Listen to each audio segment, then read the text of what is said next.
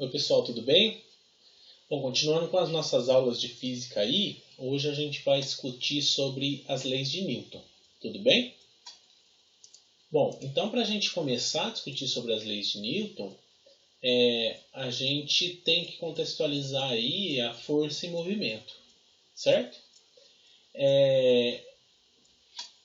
Antes, quando a gente estava falando de movimentos, né, movimento retilíneo uniforme, uniformemente variado, sobre lançamento oblíquo, a gente estava preocupado único e exclusivamente com o que estava acontecendo naquele movimento.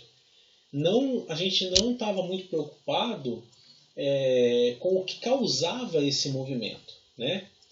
Então, a gente analisava essa ação de uma maneira bem específica, tá certo? Então, a gente vai começar a perceber agora que o que causa esse movimento é a ação de uma força externa, tá certo? Mas nem sempre força está relacionada a movimento, tá certo, pessoal? Eu vou dar dois exemplos aqui para vocês, né? Bom, o carro aqui, ele está se movimentando, o nosso golzão aí, né? Ele está com o seu motor 1.0 esguelando aí, ele está se movimentando graças à ação do motor. Então o motor está lá gerando movimento aqui nas rodas e as rodas impulsionam esse carro para frente. Então tem uma força agindo nesse objeto, que é o carro, que faz com que ele se movimente, tá certo? Só que olha esse caso aqui também, pessoal. Vocês estão vendo essas raias aqui dessa ponte?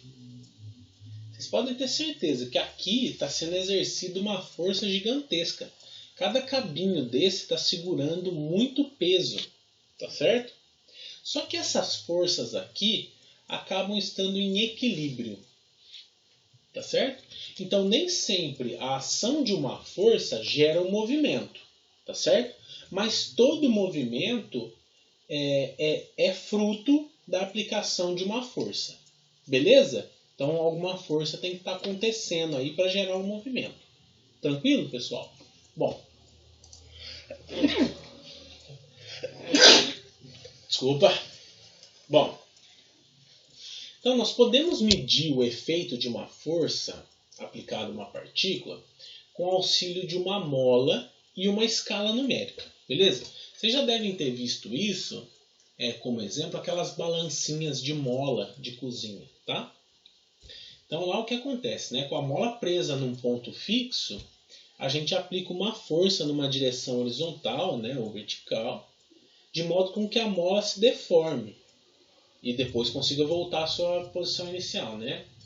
Só que aí, se a gente colocar uma escala aqui embaixo, a gente consegue quantificar a força que está sendo aplicada. No caso da balança, ela é na vertical, né? Então tem a gravidade agindo, mas na horizontal é pura e simplesmente a força aplicada aqui que vai fazer com que essa mola distenda. Certo? Agora, a gente olhando para o desenho do rapaz lá distendendo a mola, a gente pode concluir que a força pode produzir um efeito diferente em função da direção que ela é aplicada, tá? Então, pessoal, a gente consegue entender aí que a força ela não é uma grandeza escalar, né? Ela acaba sendo uma grandeza vetorial. Para a gente expressar ela, a gente tem que expressar com uma direção e o sentido, tá certo? Olha o caso dessa figura aí do lado, olha que legal. Quando a gente tem uma partícula ali no ponto P e a gente amarra ela com esse monte de mola em volta, tá? Se a gente não fizer nada, né, as forças das molas ali vão entrar em equilíbrio e a partícula P vai ficar no seu lugarzinho bonitinho, correto? A partir do momento que eu puxar qualquer mola aqui para um lado, quer dizer que eu causar um desbalanço nessas forças, eu vou ter uma movimentação, um deslocamento desse ponto P, tá certo? Então, ó, dá para entender. Se todas as forças aqui estão em equilíbrio, ou se a somatória de todas as forças aqui for igual a zero, então a minha partícula vai ficar aqui no ponto P. Se a partir do momento que eu desbalancear isso daqui, minha força já não for mais igual a zero, então vai haver a movimentação. Beleza? Olha esse outro caso aqui de força em equilíbrio. Ó. Essa outra situação é de mola, mas agora na vertical. Tá certo? Como eu estava falando lá da balancinha, né? Não é necessário, pessoal, no caso da balança, né? Não é necessário você aplicar uma força na mola. Se você colocar alguma coisa para pesar aqui, um pezinho, né? Essa mola já vai distender sozinha, tá certo? Por conta da ação da gravidade, certo? Se a gente está aplicando essa força, aplicando não, né? Essa força está sendo aplicada em função da gravidade, nós vamos chamar ela de força-peso. Mas por enquanto a gente não vai se preocupar com a força-peso, tá? Só se concentrem em entender a ação de um corpo externo ou de uma massa externa que gera uma força sendo aplicada aqui. Beleza? Olha aqui, pessoal. E aí, né? A gente coloca a nossa partícula aqui no ganchinho, solta, ela vai puxar essa mola assim, vai dar uma balançada e vai ter uma hora que ela vai parar. Vocês concordam comigo? E aí a gente pode entender que essa partícula ela está aplicando uma força para baixo por conta da ação da gravidade. E a mola aqui também, ela dá uma força de reação que faz com que a partícula fique paradinha aqui no lugar. Tá certo? Bom, se eu não tivesse essa força de reação sendo aplicada pela mola, a nossa partícula ia ir lá para o centro da Terra, que é onde, entre aspas, é o fruto da nossa gravidade. Beleza, pessoal? Mais um outro caso de força em equilíbrio é esse caso de quando a gente coloca a partícula em cima da mesa. Ó, se eu tenho uma partícula em cima da mesa, pessoal, vocês percebam que a mesma força que estava sendo exercida lá na mola, lá, uma força com direção para baixo, né, por conta da gravidade, está acontecendo aqui na partícula em cima da mesa. Só que ao mesmo tempo eu tenho uma força de reação no sentido contrário, de mesmo módulo, que faz com que ela fique aqui paradinha. Se houvesse um desequilíbrio nessa força, a gente ia quebrar essa mesa. Ou, se essa força de reação fosse maior, a nossa bolinha ia sair voando aí. Tá certo? Mas isso, pessoal, acontece em casos aqui na Terra, tá bom? Não estamos falando de falta de gravidade zero. Ok? Então isso já abre espaço, pessoal, para a gente falar da primeira lei de Newton. Tá? A primeira lei de Newton, contextualizada, diz que um objeto em repouso tende a permanecer em repouso até que uma força externa haja sobre ele. Deixa eu deixar bonitinho aqui. Essa frase aí é que melhor resume a primeira lei de Newton, né? Mas a gente pode interpretar ela da seguinte maneira, ó. Eu vou até separar aqui, hein? Ó.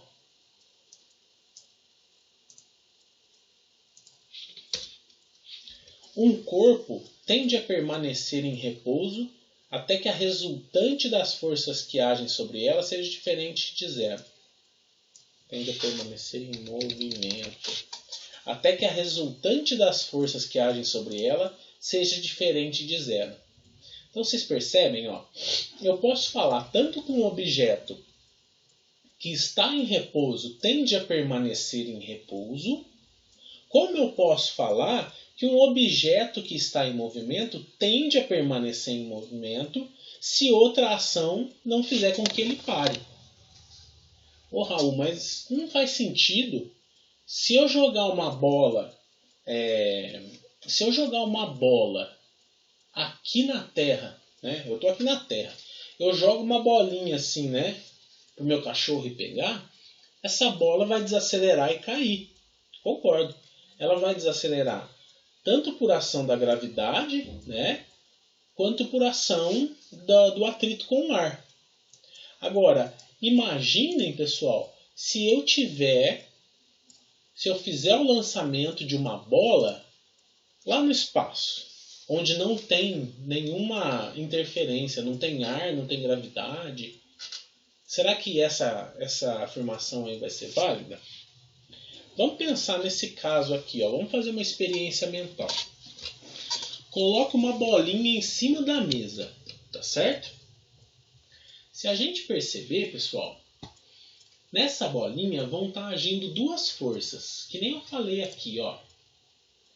Nessa bolinha vão estar agindo duas forças. Uma força é aqui para baixo, que é a força exercida pela aceleração da gravidade, tá certo? Nós vamos ver que isso daí tem relação com a sua massa, também com a massa dessa bolinha, mas vai ter uma força sendo aplicada para cá. Do mesmo jeito, para essa bola ficar parada em cima dessa mesa, nós vamos ter uma força sendo aplicada no sentido contrário, que eu vou chamar de força normal. Beleza? Então, pessoal, a somatória de todas as forças nessa bolinha aí, vocês concordam comigo que tem que ser zero? Somatória que eu falo é assim, né? Essa força que está indo para baixo mais essa força que está indo para cima tem que ser zero. Se essa força for negativa, essa vai ser positiva, tá certo? E essa bolinha vai ficar na inércia. Agora, se eu chegar e der um peteleco nessa bolinha aqui, ó, desse lado de cá, vocês concordam que essa força que eu vou aplicar aqui é muito maior do que a força que está sendo aplicada do lado de cá, que é zero. Então, o que vai acontecer com a minha bolinha? Ela vai andar.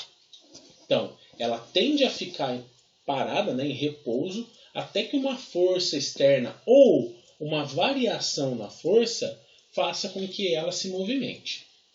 Beleza? Uma outra experiência mental aqui. Vamos supor que eu estou jogando futebol lá e eu dou um chute numa bola e ela sai voando terra adiante. Forte demais, né? Essa bola saiu da órbita da Terra com uma velocidade super grande e entrou lá no espaço sideral. Lá no espaço, pessoal, a gente não tem resistência do ar e nem influência da gravidade da Terra, a não ser que ela passe em volta de um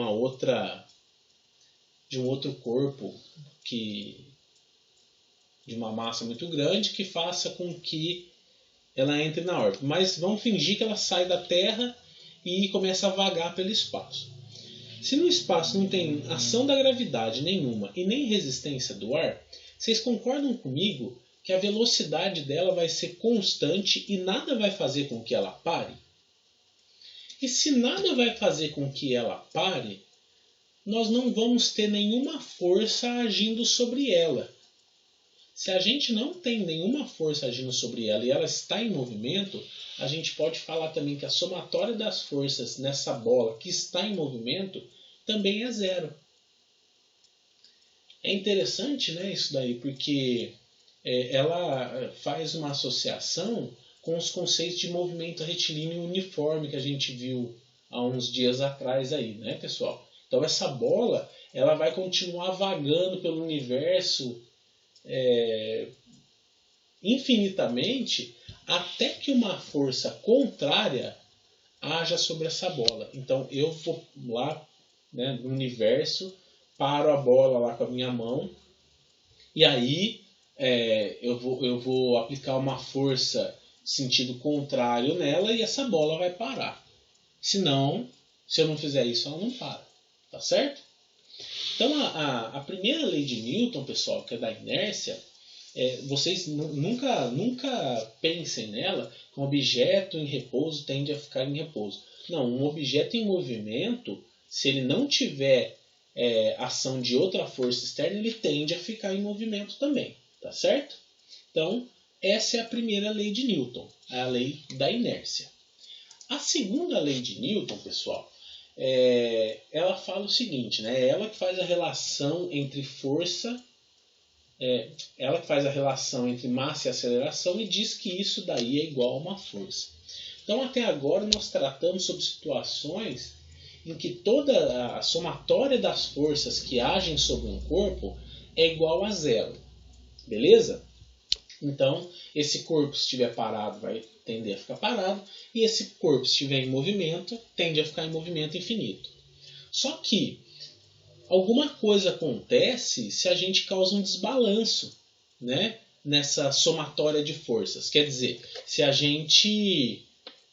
eu tenho todas as forças equilibradas ali, se eu desequilibrar alguma outra força, né, se eu desequilibrar uma componente de força, vai haver um movimento. Tá certo? Esse conceito aí é o conceito da segunda lei. Tranquilo? Bom, então imagina-se assim, ó. Outra experiência mental aí. Imagina você empurrando uma caixa grande, certo? Você coloca toda a força na caixa. Beleza? No primeiro momento, essa caixa ela tá na inércia. Então há um equilíbrio de forças nela. Então ela tá lá paradinha, certo? Você vai começar a empurrar essa caixa, parece que vai fazer muita força no começo, né? Mas a força é igual, tá? Você vai colocar toda a sua força ali e ela vai começar a andar. E você vai perceber que você vai aplicar a mesma força, ela vai andando e você aplicando a mesma força, com o mesmo empenho ali. Ela vai andando e vai acelerando. Vocês concordam comigo? Agora, pensa se fosse uma caixa um pouco mais pesada e você colocasse toda a sua força também.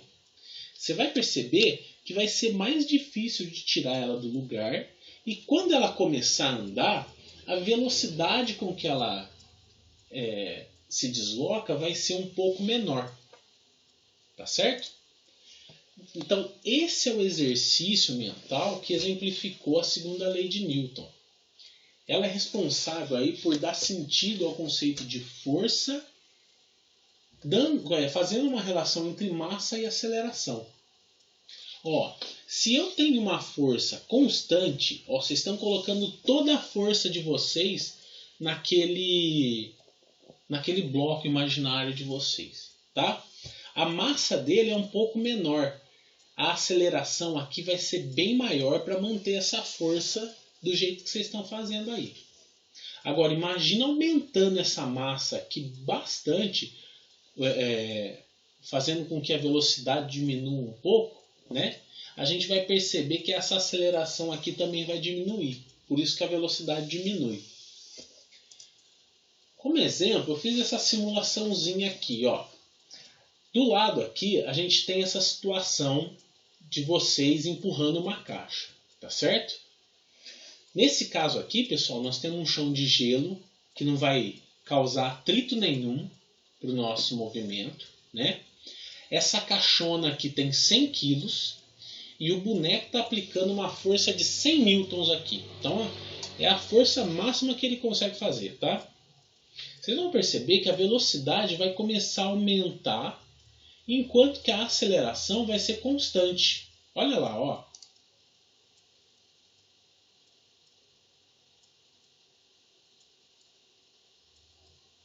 Olha que interessante, pessoal. A força ficou aqui em 100 newtons, certo? Que é a força aplicada. A aceleração, ela subiu e ficou constante, enquanto que a velocidade foi aumentando no tempo. Pô, isso daqui a gente já viu, né, cara? Isso daqui é movimento retilíneo uniformemente variado, tá certo? A velocidade foi aumentando, a aceleração ficou constante, tá certo? E percebam que no comecinho do vídeo ali, ó, ele demora um pouquinho para sair. Por quê, pessoal? A inércia que envolve essa caixa aqui precisa ser vencida. Então, quando eu aplico uma força, eu tenho que desequilibrar esse equilíbrio de forças aí, né, que acontece com a inércia, tá certo? Só depois disso que a caixa começa a se movimentar. Primeiro ela se movimenta devagarinho, quando vê, vai aumentando a velocidade, tá certo? Então nós podemos perceber, pessoal, que a primeira lei de Newton, que é a lei da inércia, é considerada como um caso particular da segunda lei. Então, quando a força resultante que atua em um corpo é nula, a aceleração também será nula. Então, ó, se eu estou aplicando uma força de 100 newtons, mas a caixa está num chão que oferece um atrito muito alto e tem uma força de reação também de 100 newtons, a aceleração vai ser zero. Certo? Se eu tenho uma bola no espaço indo a uma velocidade bem alta e eu não vou ter força nenhuma agindo sobre ela, nem força gravitacional e nem força de atrito, a aceleração dela também é nula. A velocidade é constante, mas a aceleração é nula. No mesmo caso lá do movimento retilíneo uniforme. Tá certo? Olha aqui o que eu quero dizer com forças agindo sobre um corpo e a força nula. Tá, ó. Uma implicação importante da segunda lei está relacionada com o caráter vetorial da equação força igual a massa vezes a aceleração. Como a aceleração é um vetor, pessoal, e a massa é uma grandeza escalar, então, como eu disse, né, a força também vai ser um vetor, tem que ser um vetor, tá? Então, o F, como apresentado na equação, acaba sendo uma força resultante que atua em uma partícula. Olha aqui, pessoal, ó, nesse caso, o bonequinho aqui, ó, ele tá, coitado, ralando para empurrar essa caixa numa superfície de madeira. Essa superfície de madeira, ela aplica uma força de reação no sentido contrário da força dele, que não deixa ele ir com a caixa. Tá certo? Não deixa ele andar com a caixa. Do mesmo jeito, pessoal, que tem uma força da gravidade agindo aqui nesse corpo para baixo. Só que ele não despenca mais para baixo aqui, porque o chão exerce uma força normal, né, que tem o mesmo módulo, mas em sentido contrário. Tá certo? Na hora que acontece... Bom, então na vertical, né, vamos contextualizar. Na vertical não tem como ele andar, porque a força da gravidade está sendo contraposta pela força normal. E aqui, ó, por enquanto, não está andando, porque o nosso bonequinho aqui está aplicando uma força que é igual à força de reação aqui no chão.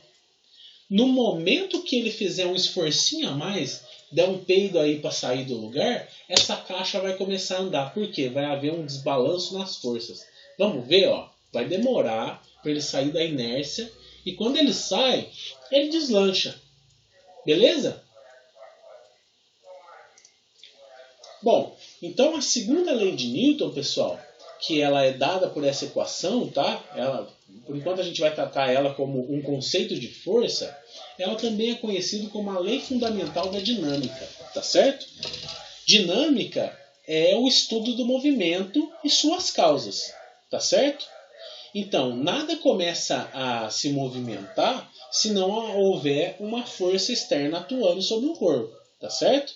Essa caminhonete sem gasolina aqui, que o cara esqueceu de colocar, né? Não vai sair do lugar se ele não empurrar. Infelizmente não tem gasolina, né? Tá certo, pessoal?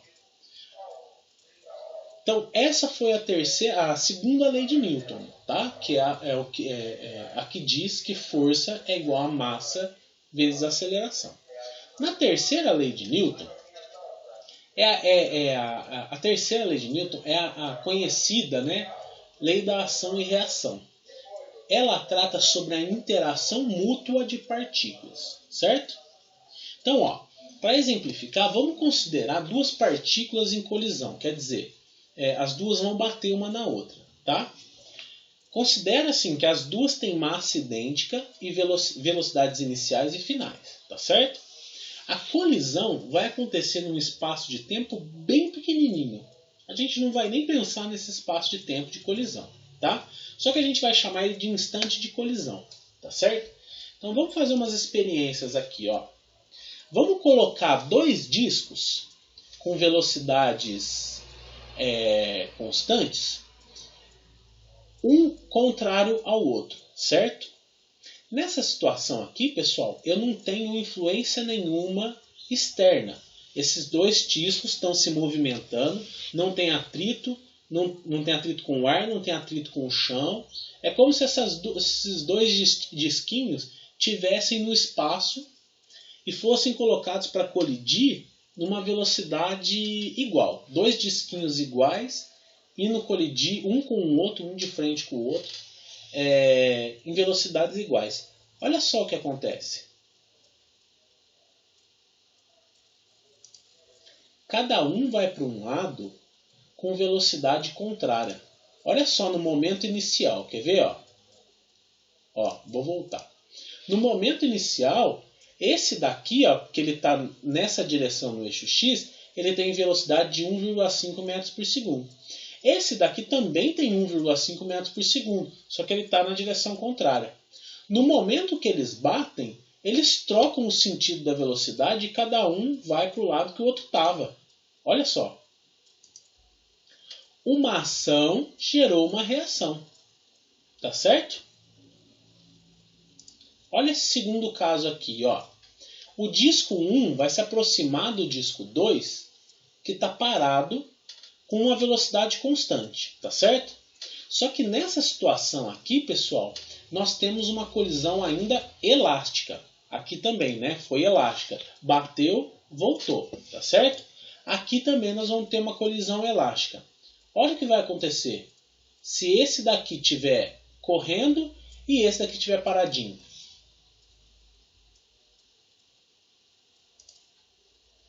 Beleza? O terceiro exemplo, que é uma coisa que a gente tem que pensar, o disco 1 vai bater do mesmo jeito no disco 2. Só que agora, pessoal, eu dei um solucinho aqui. Só que agora, pessoal, é como se tivesse uma colinha aqui, e aí eles vão correr juntos, tá certo? Olha que legal,